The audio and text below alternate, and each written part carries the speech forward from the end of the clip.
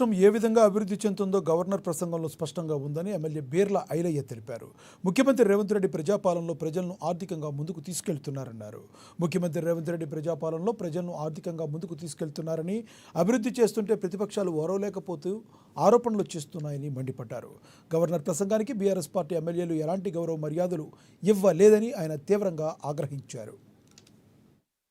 తెలంగాణ ఏ రకంగా అభివృద్ధి చెందిందో గౌరవ ముఖ్యమంత్రి రేవంత్ రెడ్డి గారి ప్రజాపాలనలో ప్రభుత్వం ప్రజలను అన్ని విధాల ఆర్థికంగా ముందుకు తీసుకుపోయి సంక్షేమం ఒకవైపు అభివృద్ధి ఒకవైపు ముందుకు తీసుకుపోతుంటే ప్రతిపక్షమైనటువంటి బీఆర్ఎస్ పార్టీ కనీసం గవర్నర్ ప్రసంగానికి కూడా ఏ రకంగా గౌరవ మర్యాదలు ఇవ్వకుండా సభలో వాళ్ళు వ్యవహరించే తీరు చూస్తుంటే తెలంగాణ ప్రజలు గమనిస్తున్నారు.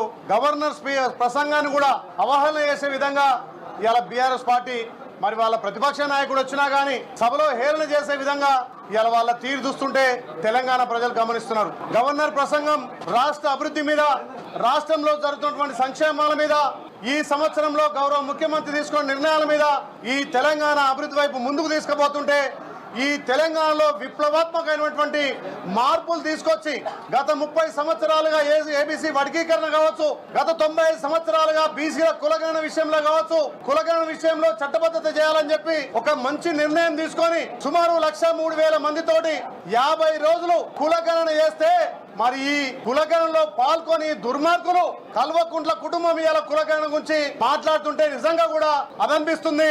మరి మీరు మతుండి మాట్లాడుతున్నారా? భారతదేశానికే తెలంగాణ ప్రభుత్వ పెన్షనర్ల ఘోష తగిలే బీఆర్ఎస్ ప్రభుత్వం అధికారం కోల్పోయింది.